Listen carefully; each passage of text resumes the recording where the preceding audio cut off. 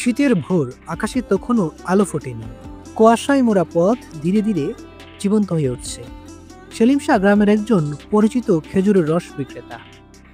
ভোর ৩টা থেকে শুরু হয় তার দিন। রাতের কুয়াশাচ্ছন্ন সময়ে খেজুরের রস সংগ্রহ করেন, যখন রস সবচেয়ে বেশি সতেজ ও মিষ্টি থাকে।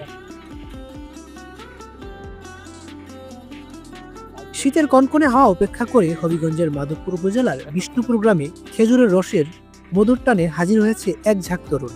উদ্দেশ্য একটাই, তাজা খেজুরের রসের স্বাদ নেওয়া।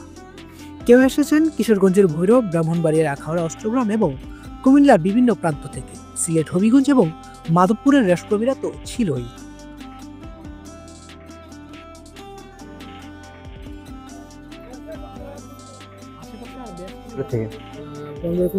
ব্রাহ্মণবাড়িয়া উলছাপাড়া।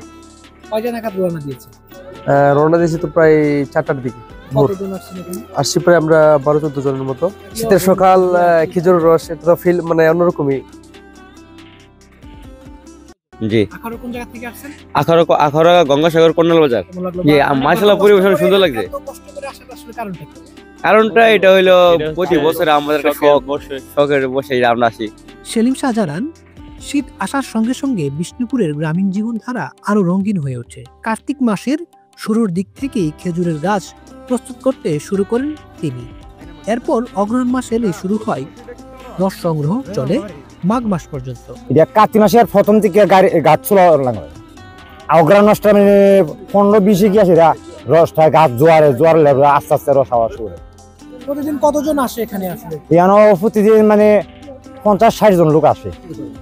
সকাল 4টা থেকে আরম্ভ হয়ে যাবে আমরা কাজ। 4টা থেকে মনে হয় 7টা পর্যন্ত কাজ শেষ।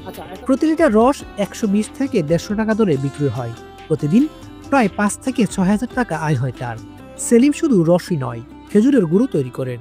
এই গুড় বিক্রি করেও তার বাড়তি আয় হয়। সেলিম শাহ শুধু খেজুরের রসের জন্যই পরিচিত নন, তার অতিথি আপ্যায়নের ভিন্ন ধর্মী ব্যবস্থাও মন কাড়ে। উঠানে কাঠের লাকড়ির আগুন জ্বলিয়ে রাখেন। তার এ ব্যবস্থায় আগুনের পাশে বসে রসের স্বাদ নিতে নিতে রসপ্রেমীরা নিজেদের মধ্যে গল্পে মশগুল হন। বিষ্ণুপুরে শুধু সেলিম শাহ নয়, তার মতো আরো 10 থেকে 12টি পরিবার খেজুরের রস সংগ্রহ ও বিক্রির সঙ্গে যুক্ত। এটি তাদের পরিবারের জন্য একটি বাড়তি আর উৎসাহ। সেলিম শাহ জানান, এ মৌসুমে রস আর গুড় বিক্রি করে যে টাকা পায়, ছেলে মেয়েদের পড়াশোনা থেকে শুরু করে বিশেষ প্রয়োজনীয় খরচ মেটায়। শীতকাল তাদের জন্য আশীর্বাদ। বিশেষজ্ঞরা অবশ্য কাঁচা রস পানে সতর্ক থাকার পরামর্শ দেন, কারণ এতে নিপা ভাইরাসের ঝুঁকি থাকে। তবে রস সেদ্ধ করলে এই ঝুঁকি দূর হয়। পরিচ্ছন্নতা ও সঠিক পদ্ধতি মেনে রস সংগ্রহ করলে তা আরও নিরাপদ হয়।